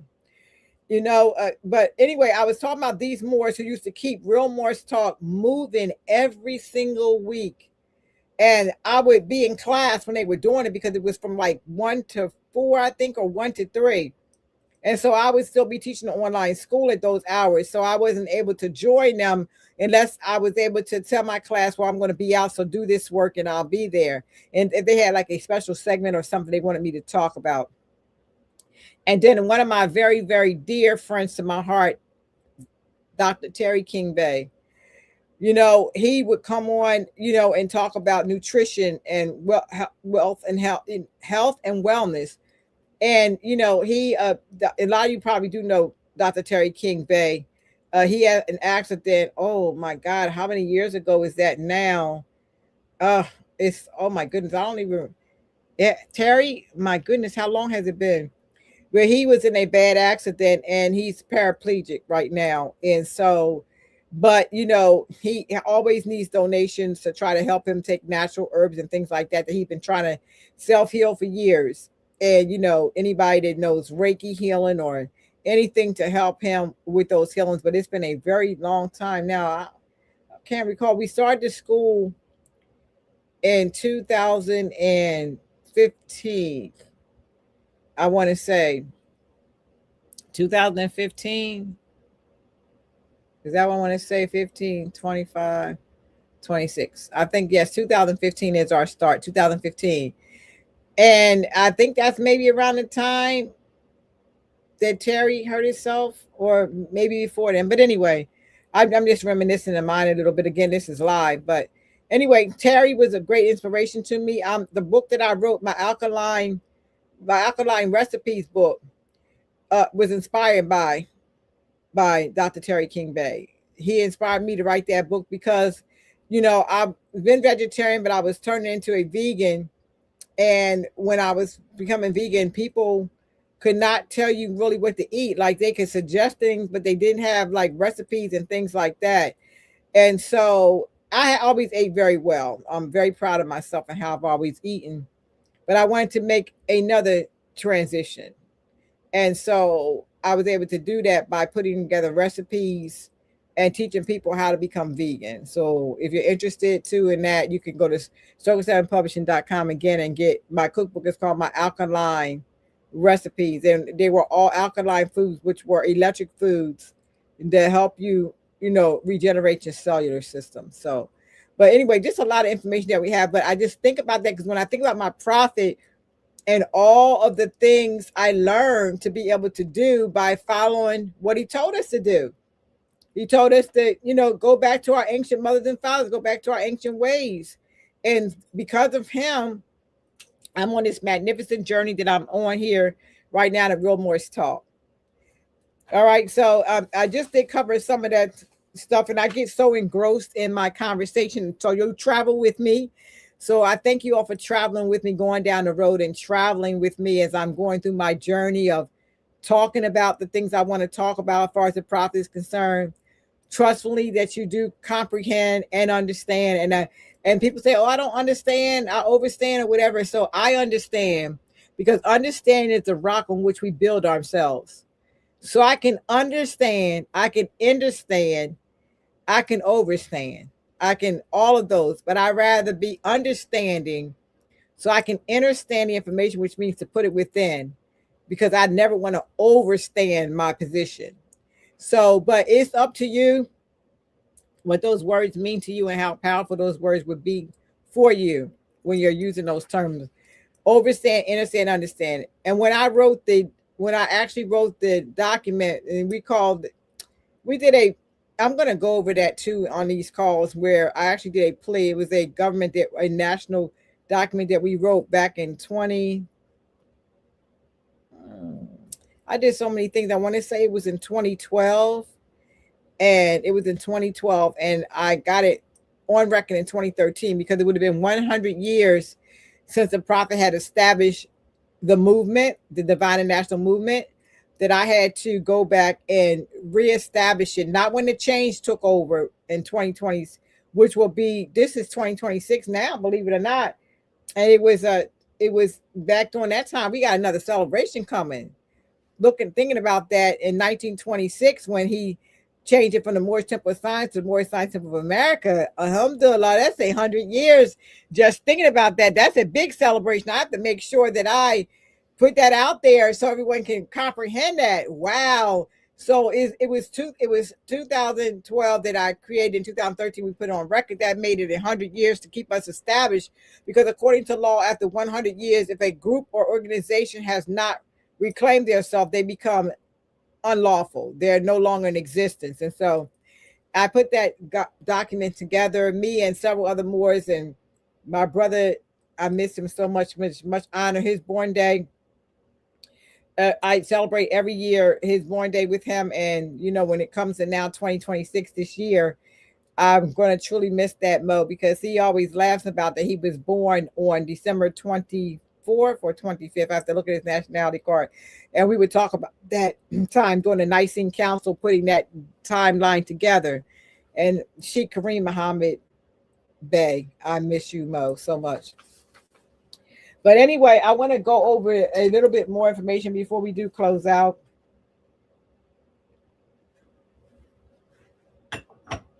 And I do want to apologize again for the screen. I trust the recording is taken well and the recording is going well. I'm so worried about that. And I know Shamsuddin doesn't want to come in the middle of fixing it while I'm broadcasting. But I do not know why it says new comments will appear here in real time. I'm thinking if I see it, you all see it too on the screen. I trustfully not. But the banners that Shamsuddin created for the Doors of Drew Ali, he created a banner for that. It's a $ Doors of Drew Ali, which is our humanitarian organization. That, and also $ online schooling for Moorish children, that online schooling MC banner for donations. And Moors, we do need donations to our online schooling and our humanitarian organization. But in our online schooling, we need donations and we need more students to come in. So I'm asking you all to take this information to others to bring their children to our school. We need more students to keep going. Any business needs patriots to stay on board. Any business does. Other than that, you can't be successful. And in the Moorish literature, and it talks about, that economic security. It talks about us being economically secure. And the prophet talks about that the people that we're, all business have failed in some form or another. So businesses do fail. But the problem with the failure is the people are in the very condemnation of the failure. Those people who wanted to fail and make it fail because they do not desire to support it. And for some reason, we don't feel worthy of supporting ourselves. But listen, we're the only online schooling for Moorish children. I have not seen any other Moorish schools anywhere. Back in the day, we had Philadelphia, North Philly, South Philly. We had Williamstown, New Jersey, and Glassboro, New Jersey. At those times, we had schools. And none of those schools are in existence today. This is the only school, a Moorish science school for children of Moorish science that can go to, that they never have to feel this thing of Negro, black, and colored, ever being called that or out of their name. That they learn that they are Moors. They learn about nationality, birthrights, self-respect, how to love themselves, how to dress. our children wear their headdress in the classroom and dashikis. And once it said, why do we wear dashikis? Why do we wear dashikis? We created dashikis. What do you mean? Why do we wear dashikis? I'm not trying to disassociate myself from my brothers and sisters on the other side of the water because someone wants to try to make me think that they're different than I am. This is why their mindset is like it is and ours is. Dashikis, we wear that. Dashikis are Moorish clothing. We wear that. That is our clothing. Why don't you stop wearing those colonial clothes that you wear? Because you want to know why we wearing dashikis, but I see you all in those colonial clothes.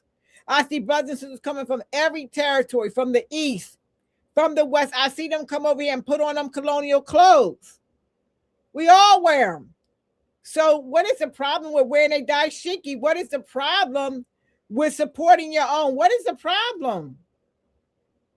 Why do we want to make like our clothing shouldn't be worn by each other? You have no problem wearing the colonial occupiers' clothes. And even though a lot of those clothes we did make them and they copied them and made them to fit themselves better, they still take those clothing and they belong to them the way that they're made. They do not accent us at all. So stop trying to find a problem with being yourself and stop trying to be somebody else. That's what we need to do. All right. So I wanted to go back a little bit into as a little bit more information, and we're going to get more into this next week. And I'm going to actually, if you all would like copies of the information that I'm going over, like I said, you can purchase my book. I was supposed to give you all the link. I promise I'm going to get the link to you all for that. You can wait for the purchase of my book, or some of this information I can email to you just to do your own research. But I want to talk a little bit about Moors being thrown out of what they call Spain today, real quickly.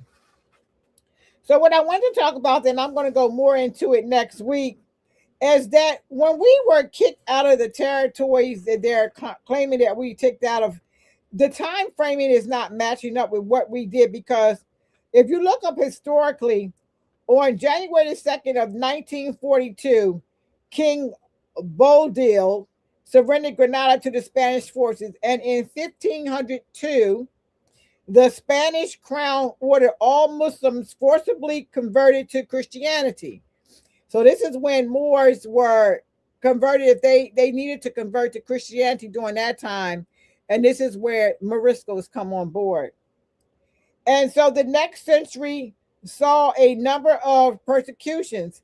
And in 1609, the last Moors that still are adhering to Islam were expelled from Spain, or modern day Spain. So when we talk about Moors in history, and why this is so vitally important to me, is when I was in school, being in school and knowing who you are, and, fighting with these European instructors, these teachers, that little portion. And if you got a book that's called American History Book, it'll be a small in there where it says that Moors were expelled from Spain in 711, and then 1492 is when they talk about the Columbus discovering America, which we know is just another big lie. I don't even like to introduce that lying information, but they wanted to get rid of the Moors. And see, you can see where people try to say that the Moors were not here, but do you know that the continent that they call Spain or whatever, all of that was Africa, the so-called modern day Africa, which we know that's a modern name for Africa. But all of that territory, before it even became Spain, all of this territory, and we have to ask ourselves the rename and rebranding. When did the European come into existence? And when he did, why did he start changing territories and reconstructing history and switching landmass over? Why was all this done historically? So you could never find any pride in yourself. And so a lot of people talk about the time frame of when we were kicked out of what they call Spain today, which we know Spain is a new word again. We have to start looking at historical documents of the time frames and the names that these territories were called. I think when that takes place, when we start really looking up the actual names, and if some people say, is this history lesson that you're giving us here? You can call this broadcast whatever you want to call it. I call it Real Moors Talk. It's real Moors, me, I'm a real Moor, and other Moors that may desire to join the conversation, right? And, take the journey with me, on this journey with me, to be able to go over historical information, go over what the prophet did, who the prophet was. And I'm trustfully in this segment that I made it very clear that when I'm talking about the absence of prophet neutrality, I do want to go back and revisit that before our time is up. That when I'm talking about prophet neutrality, no one's talking about, man, there's no one's talked about, and that is my title of my book, that no one talks about. What I'm talking about is the silence in these institutions when they give us other people to talk about. And listen, even in some of these so-called Asiatic histories, even these Christian academies, all of these different places, they don't talk about prophet neutrality in any of them. I have not heard any of them talk about Noble Drew Ali. Now, a couple of broadcasts, the man Noble Drew Ali, I've seen different things, but people say they talk about Noble Drew Ali, and I sat there and let me listen to this. I'm interested, and then the conversation is not about Noble Drew Ali, but the works that he did do. Now, of course, can we do like a whole every Thursday segment on Prophet Noble Drew Ali and never get to other issues? Of course not. That's not realistic. But when we keep talking about him, the journey that you'll take with me is the Prophet Noble Drew Ali coming here when he first came here and set up the movement that we follow today, and go on a journey with me on the things he did to bring us back into the constitutional fold of creating governments for ourselves. Listen, he said if you have to have a name, right? A name, a nationality, a birthright, a religion, a nation, a government, a people, a birth registry to register yourself to birth, nationality card to identify yourself as a nation and identify yourself with identification, and making sure that you classify under nationality and birthrights. He gave us that. Why our nationality cards are not being used correctly? I use my nationality card all the time. All the time. And people can attest to that, because you have to make that card work for you. But they're making it harder for us, especially when Moors wake up and become conscious, and then we're doing things that irritate them or try to, they call it now frivolous paperwork and things like that, which we know it's not. But that's their way of ignoring who we are. And with them coming down so hard on us now, people that are melanated, you are melanated. If you don't know what melanated is, please look it up. It's the melanin in your skin. Melanated means this in your skin to make you look like you look. This is what melanin is. Genetically, look it up. And listen, if I have to give some chemistry and biology lessons in here, I will, because we're chemists, right? I'm alchemist. I'm an alchemist. I create herbs and tonics and foods and healthy things. That's alchemy. So sure, and alchemy, if you look up the word alchemy, it means what? Science, and science means knowledge. So I have the knowledge to do those things. Very proud of who I am and what I've accomplished in more science. And I have to say, I owe all of it to our holy divine prophet, Noble Drew Ali. So I want to talk about, again, I want to remind us that mainstream historical curricula, public education standards, standard textbooks, institutional narratives is what I'm talking about. Why can't we get Prophet Noble Drew Ali in some of these public school systems? And listen, now that, they're taking all of our information out, they're calling it DEI and critical race theory. That's what they're calling information about us now. DEI and critical race theory. That's what they're talking about now. So they're trying to figure, we're taking this out because this is DEI. And listen, some of these learning institutions, been in place before they even started using the acronyms DEI, diversity, equity, and inclusion, before they even started using that, or affirmative action, which now they just replaced that with the word affirmative action, right? And now they talk about critical race theory, all of these things to try to erase us. And see, sometimes people do not learn. I have to share this. So, the eraser effect, which I talk about in my book, Information of the Moors, it's called, I'll have the names of the books for you all next week. I'll give the list. Well, you can go to circle7publishing.com and just look through them. But the eraser effect, right? So when you erase something, it leaves a trace element when you erase it. Did they not learn that the erasure effect does not work?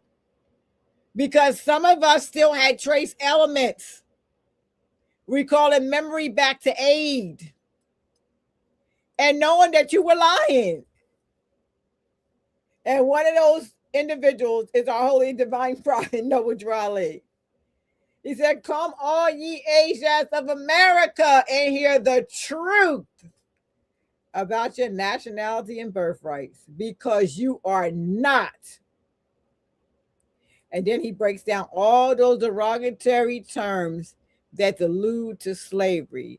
He said, if Italians, Japanese, and Chinese and Arabians are forced to proclaim their free national status, it's no more than right that we should be able to also. Yes, Moors?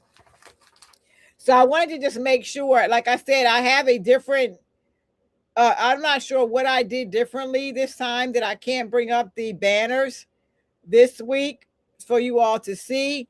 Last week I was able to click different ones and it showed me the different banners and everything, and I was able to click them on so you could all see them, and I do not see them this week. And so I'll have Shamsuddin go over them with me again and fix them, because I had some problems getting in today. I had some issues getting in, and so I'm in now. I got in finally a little late, but I just want to go ahead, and it is now 3 minutes before we end. So I want to say this to you all, because we got started late. So of course it's 2-hour segment. I want to say to you, Morse, that I want you all to make sure you take the time to write down information that I'm giving. Take the time to listen to what I'm saying. Join me on this journey of talking about our holy and divine prophet, more science, our journey, our travels, where we started, where we came from, so we can find out eventually where we are going. That's the most important thing. And I want you all to take care of yourselves. When we take care of ourselves, we can take care of each other. Again, if you'd like to donate to our Real More Talk program, you can do so. If you'd like to go to our Daughters of Drew Ali, it's $ Daughters of Drew Ali. You can donate to that. If you'd like to donate to our school for our erudition fund for our children, go to $ online schooling MC and donate. Those are Cash Apps, so go to Cash App and donate those things right there. And then I'll have Shamsuddin put up next week another banner where you can donate right through a PayPal or credit card for those who do not like to use Cash App, because I know Cash App have a lot of different things going on with that, and a lot of people are saying we do not use Cash App because of this, because of that, or whatever. But again, I'm Prime Minister National Grand Sheikh Saria Bey. It's been my absolute pleasure going through this time travel and journey with you about our holy and divine prophet, Noble Drali, about more science. I promise you all I will strive to be more prompt. I'm coming at after 7 o'clock when it starts at 7. And listen, it's important because 7 is the number of perfection, and ending at 9 is the number of what? Divinity, right? So we need to make sure that we stay between 7 and 9. Again, thank you so much for joining me today on Real Morse Talk. I will see you all next week, same time, same station. Stay tuned for more information about the man that nobody wants to talk about. Talk about our journey with our prophet and more science. Again, I am your hostess with the mostest. I am National Grand Sheikah's Prime Minister, Doria Bay. All right, Morse, take care of yourselves. And listen, if you made any comments today, I wasn't able to see them because I didn't have the screen up correctly. So we'll make sure we take care of that next week. And thank you for supporting me so much. Thank you. Continue to support what I do, and I'll continue to support you. Peace and love, Morse.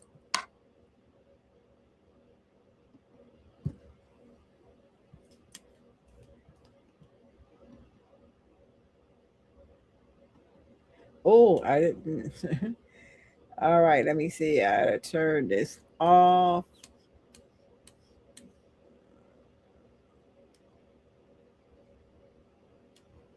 All right.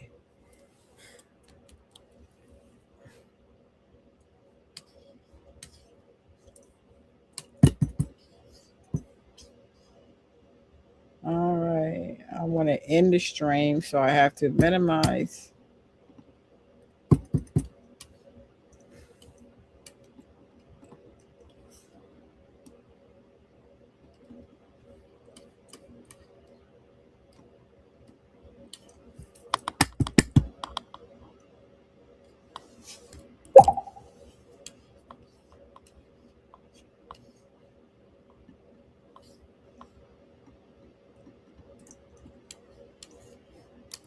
Okay, so it still got me streaming, you all.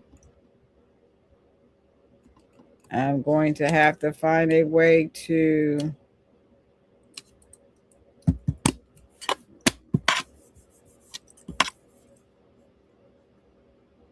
turn it off.